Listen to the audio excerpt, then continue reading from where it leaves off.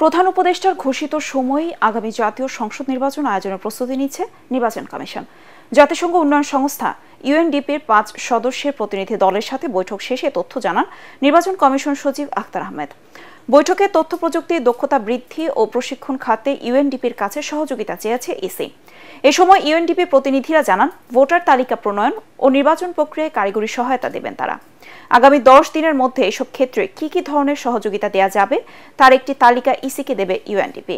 সংস্থাটির প্রতিনিধি দল ইসি ও ৪ নির্বাচন কমিশনার সহ নির্বাচনী কর্মকর্তাদের সাথে বৈঠক করেন।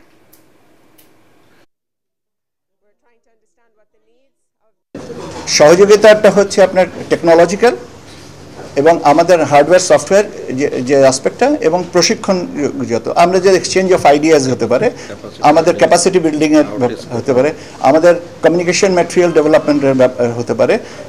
ওনাদের এসডিজির কিছু গোল আছে, সেটার আলোকে ওনারা আমাদেরকে কতটুকু দিতে পারবেন সেটা ওনারাই কিন্তু বলতে পারবেন।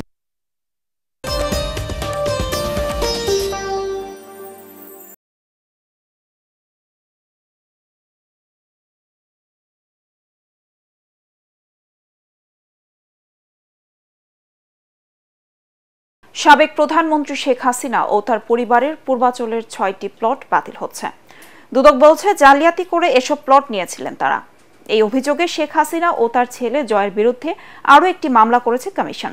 দুদক মহাপরিচালক জানান, জয়ের বিরুদ্ধে অর্থ পাচার ও বিলাসবহুল গাড়ির বিষয়ে মার্কিন গোয়েন্দা সংস্থা এফবিআইয়ের প্রতিবেদন খতিয়ে দেখা হবে। রিপোর্ট মাহবুব কবির চপলের।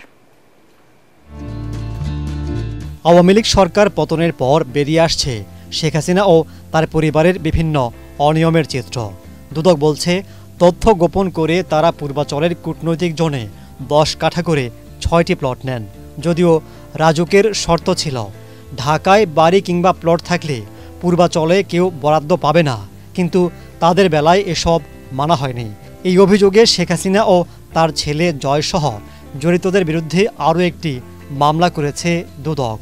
জনাব শেখ হাসিনা, সাবেক প্রধানমন্ত্রী সজীব আহমেদ ওয়াজেদ জয় রাজুকের এখতিয়ারাধীন এলাকায় বাড়ি বা ফ্ল্যাট বা আবাসনের সুবিধা থাকার পরও তা হলফনামায় গোপন করে পূর্বাচল নতুন শহর প্রকল্পের অতি গুরুত্বপূর্ণ কূটনৈতিক এলাকায় একটি 10 কাঠার প্লট বরাদ্দের ক্ষেত্রে এর বিধান লঙ্ঘন করা হয়েছে মর্মে প্রাথমিকভাবে প্রমাণিত হয়েছে।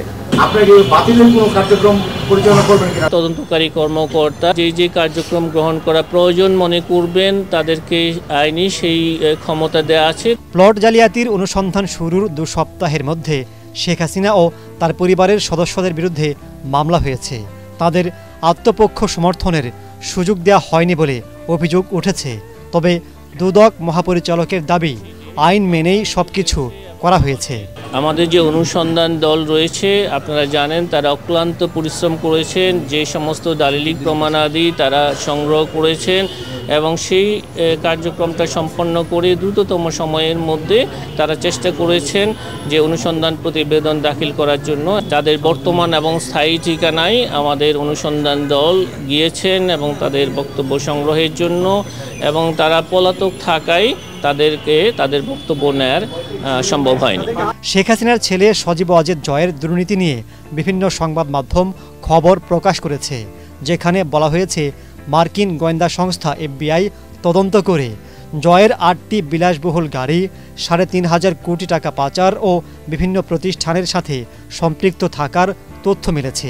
এ সংক্রান্ত এফবিআইয়ের নথি পেলে দুদক ব্যবস্থা নেবে বলে জানান সংস্থাটির মহাপরিচালক। বিভিন্ন গণমাধ্যমে এসেছে, সেটা আমি দেখেছি এবং এই সংক্রান্তে কোনো সিদ্ধান্ত গৃহীত হলে আমরা অবশ্যই আপনাদের সাথে শেয়ার করব। তবে দুর্নীতির অভিযোগ অস্বীকার করে এটাকে ইউনূস সরকারের কুৎসা রটনা বলে ফেসবুকে লিখেছেন সজীব ওয়াজেদ জয়। ওই প্রতিবেদনকে ভুয়া বলেও দাবি তার। জানান 3 বছর আগে তার স্ত্রী ক্রিস্টিনের সাথে বিচ্ছেদ হয়ে গেছে। মাহবুব কবির চপল, এটিএন বাংলা, ঢাকা।